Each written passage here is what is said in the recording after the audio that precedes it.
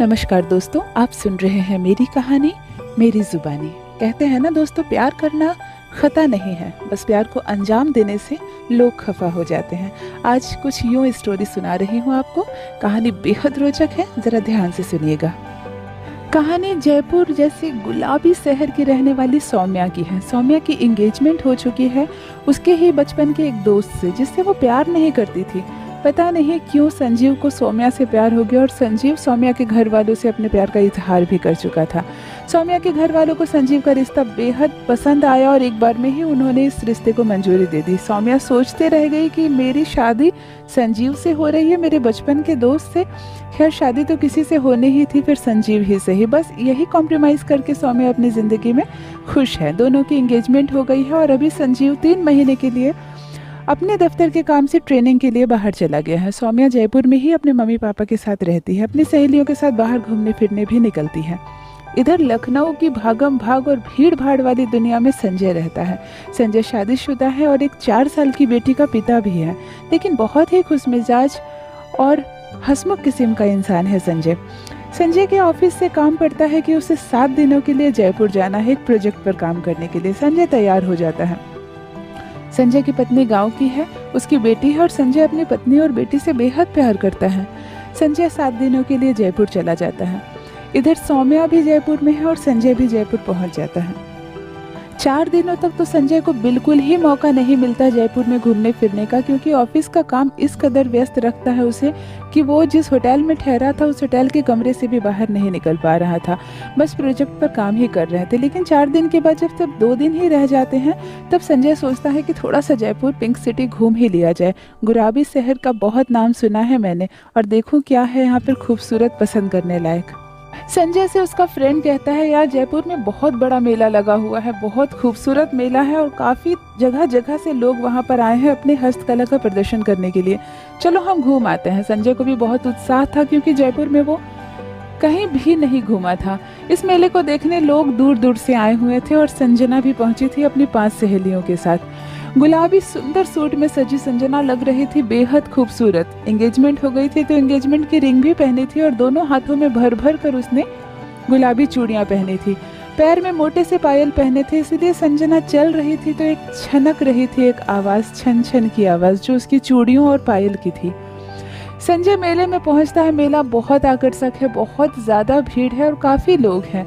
बहुत कुछ बिक रहा है मेले में। कुछ खरीदने के लिए संजय एक दुकान पर रुकता है और देखने लगता है कि मैं अपने बच्चे के लिए कोई खिलौना खरीदूं या वाइफ के लिए कुछ श्रृंगार का चीज़। तभी उसकी नज़र संजना पर पड़ती है। संजना चूड़ियाँ खरीद रही है। संजय की नज़र संजना के हाथों पर पड़ती है। दोनों हाथ में भर भर कर गुलाबी चूड़ियाँ पहनी है उसने और खरीद भी रही है गुलाबी चूड़ी। संजय सोचने लगता है कि कितनी सुंदर लड़की है। पिंक शहर में पिंक सूट पहने और पिंक चूड़ियों में सजी लड़की कितनी अच्छी लग रही है। बस संजय यूं ही टकटकी लगाकर संजना को देख रहा है और संजना 2 बार में ही ये भाप लेती है कि कोई लड़का दूर खड़े उसे आंक रहा है। 1 मिनट के लिए संजना को संजय का देखना अच्छा लगने लगता है। वो सब भूल जाती है कि मेरी एंगेजमेंट हो चुकी है और मैं किसी की पत्नी होने वाली हूँ। संजय भी कुछ क्षणों के लिए भूल जाता है कि मैं किसी का पति हूँ, किसी बच्चे का पिता हूँ। बस संजय का दिल धड़कने लगता है संजना के लिए। इस खूबसूरत शहर में जन्म लेती है एक छोटा सा प्यार 2 दिलों के बीच में। मेले में भीड़ इतनी ज़्यादा है कि बस उस भीड़ में संजना भी कहीं खो जाती है और संजय भी कहीं खो जाता है। फिर दोनों एक दूसरे को नहीं देख पाते हैं। संजय रात भर उस लड़की के बारे में सोचता रहता है। उसके पायल कितने सुंदर थे, हर एक कदम पर मानो कानों में एक संगीत घोल रहे थे। संजना को वो नज़र पीछा कर रही है। वो लड़का मुझे क्यों बार बार देख रहा था, कितना आकर्षक चेहरा था उसका। क्या हो गया है मुझे, मैं किसी की अमानत हूँ, क्यों मैं सोच रही हूँ किसी और के बारे में। इस तरह की बातें सोचते सोचते संजना की भी रात कटती है और संजय की भी रात कटती है। वो दोनों जानते हैं कि वो दोनों कभी भी अब उस चेहरे को नहीं देख पाएंगे जिस चेहरे को वो याद कर रहे हैं, क्योंकि मेले में अगर किसी इंसान से आप मिले हो तो शायद ही फिर कभी जिंदगी में उस इंसान से दोबारा मिल सकते हैं। लेकिन शायद संजना और संजय की किस्मत में ये था।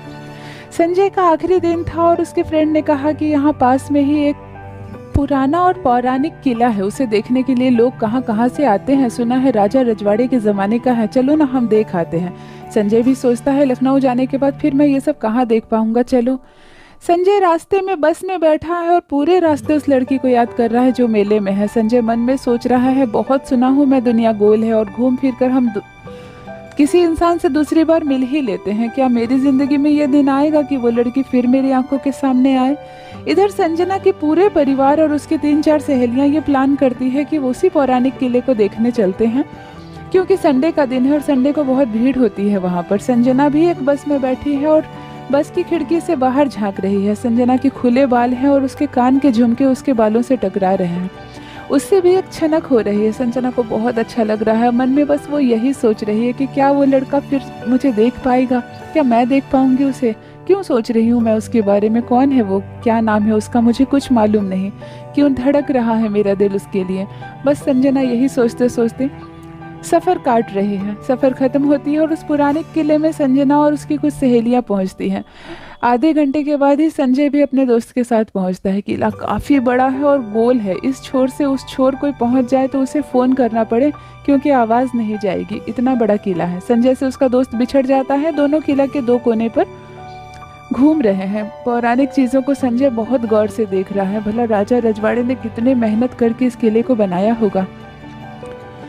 रानी कहाँ घूमती होगी, राजा कहाँ से झांकता होगा, यही सब संजय देख रहा है। तभी अचानक वो पीछे से किसी से टकरा जाता है। छन छन की आवाज़ आती है और संजना मुड़कर देखती है। संजय और संजना दोनों एक दूसरे के सामने हैं। संजना को ये सब सपने सा लगता है। कल रात जिसकी याद में पूरी रात मैंने बिताई है, वो लड़का मेरे सामने खड़ा है।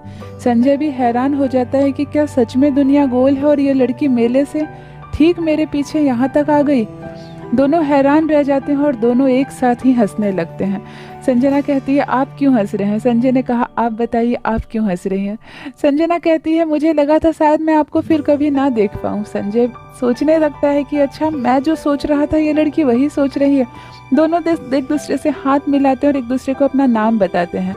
संजय बताता है कि वो लखनऊ में काम करता है और वहाँ काम के सिलसिले से आया है। संजना ने बताया कि मैं जयपुर की ही रहने वाली हूँ और यहाँ घूमने के लिए आई हूँ। दोनों में बहुत बातें होती हैं और दोनों के मन में जो थोड़ी थोड़ी सी मोहब्बत है एक दूसरे के लिए, उसका इजहार नहीं करते हैं। बाद में संजना ने संजय को बताया कि मेरी एंगेजमेंट हो गई और 3 महीने के बाद मेरी शादी है। और संजय ने संजना को बताया कि मेरा एक 4 साल का बच्चा है और मेरी वाइफ भी है। दोनों एक दूसरे से मिलकर बहुत खुश होते हैं और दोनों एक दूसरे को ये बात नहीं बताते हैं कि कभी एक क्षण के लिए ही सही, पर मेरा दिल धड़का था तुम्हारे लिए। आज के बिछड़े शायद हम कभी फिर ना मिले। संजना अपना कॉन्टैक्ट नंबर नहीं देती है संजय को और ना ही संजय संजना से उसका कॉन्टैक्ट नंबर मांगता है। वो जानता है कि 3 महीने के बाद इस लड़की की शादी हो जाएगी। मुझे इसके साथ कोई भी कॉन्टैक्ट नहीं रखना चाहिए। और संजना भी ये बात जानती है कि ये किसी का पति है और मैं किसी और की पत्नी हो जाऊंगी, फिर इस रिश्ते का कुछ मतलब ही नहीं। दोनों एक दूसरे को अलविदा कहते हैं और हमेशा के लिए बिछड़ जाते हैं। मन में वो छोटी सी मोहब्बत लेकर जो एक नज़र में ही दोनों को हो गई थी इस गुलाबी नगरी में। ये थी दोस्तों गुलाबी नगरी की एक छोटी सी प्रेम कहानी। मेरी कहानियाँ पसंद आए तो चैनल को सब्सक्राइब जरूर कीजिए। बने रहिए मेरे साथ। आप सुन रहे हैं मेरी कहानी मेरी जुबानी। धन्यवाद।